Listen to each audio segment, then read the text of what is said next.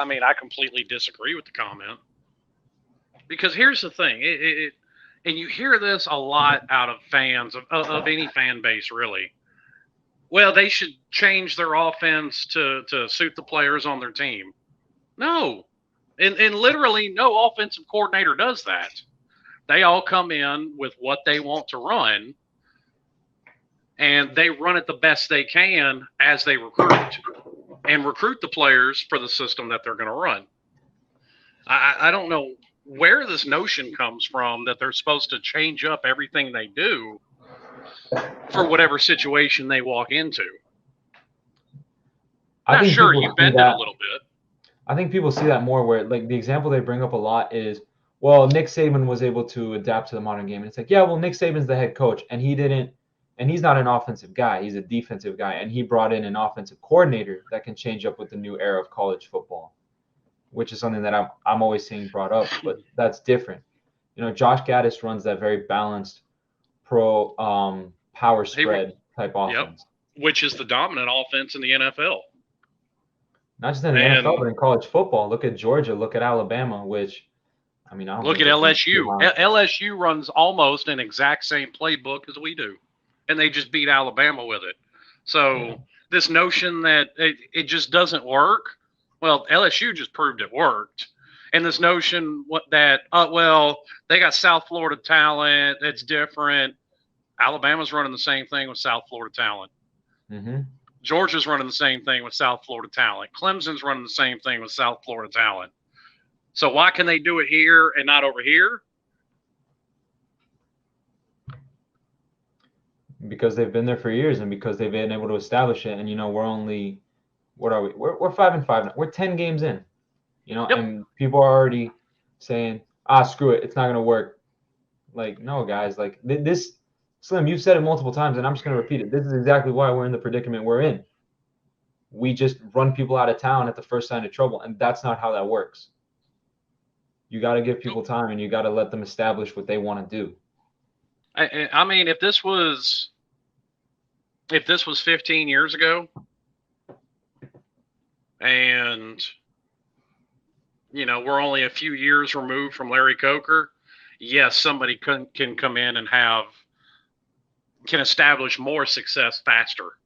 Mm-hmm. We're too far into the process because we keep continually running. And I can't put it on the fan base because Randy Shannon didn't get the backing from the university that even Mark Richt got, much less Mario Cristobal.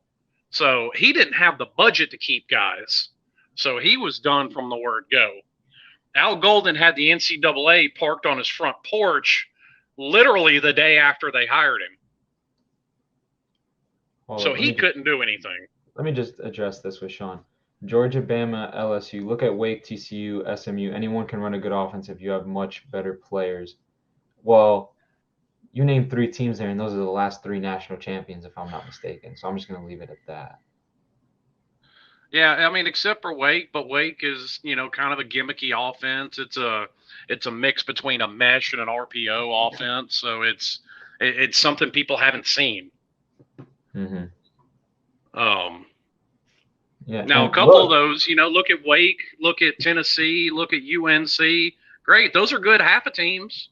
Okay, they might get as far as Oklahoma at their peak. Get blown out in the first round of the playoffs every year. I mean, look, we took Rhett Lashley's offense up against Bama last year, and I've said it before and I'll say it again.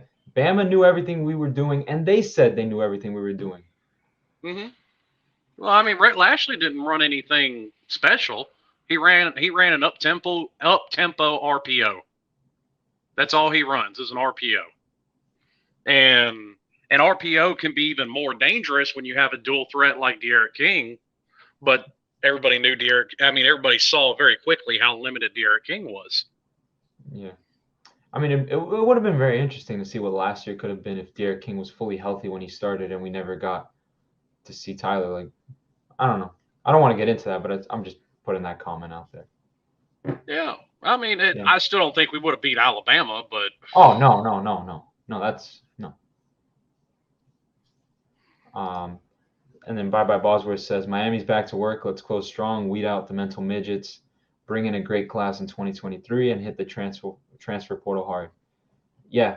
Yeah.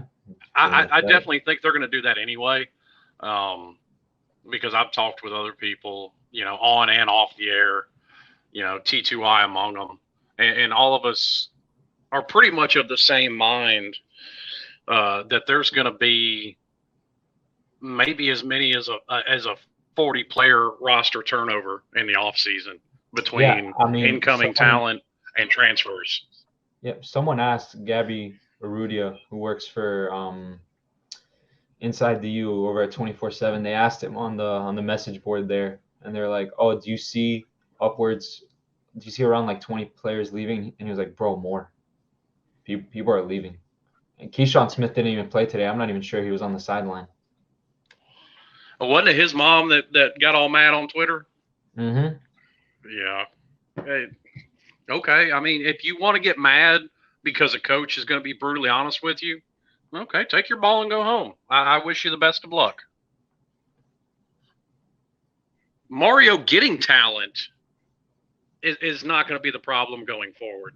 No. I mean, it's just not.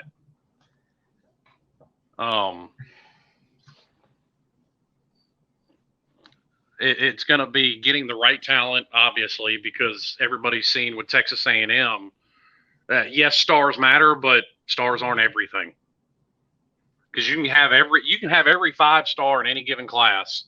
That doesn't mean that they're all going to play well together. Yeah, I mean, look at after the 2017 season, that 2018 recruiting class, it was number 8 in the country. We had a 5-star running back, Lorenzo Lingard. We had a bunch of 4-stars, bunch of kids that everyone thought were going to be great down here, and most of them have transferred out or haven't amounted to anything. Why? Because of instability and just overall bad player development. You can sign the number 1 recruiting class 4 years in a row, but if you can't develop those players, you're not going to do nothing. 2008, we had the number 1 recruiting class. Yep. We didn't do anything. The peak of that recruiting class was going 9-4 in 2009. That was it.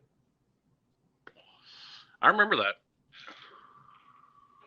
And now Ja'Cory Harris is a firefighter, and I saw him on a commercial for some health bar. Yeah. I thought that was kind of funny. I was like, I had seen him, and he looks completely different. It's kind of funny. Yeah, I heard him when he went on OBB, and he sounds like he's doing good. Yeah. I mean, we've already said it. I've said it ad nauseum. Without stability in the program, and that's why I can't be entirely mad at the players either, because the instability keeps them from getting developed. Because you're constantly bringing in a new coordinator with a new way of teaching things, new terminology, new everything. Alabama was able to absorb that after they had the same coordinators for the first 7 years. But you're also seeing that start to catch up with them, the constant carousel of coordinators. I mean, so it's not just the head coach.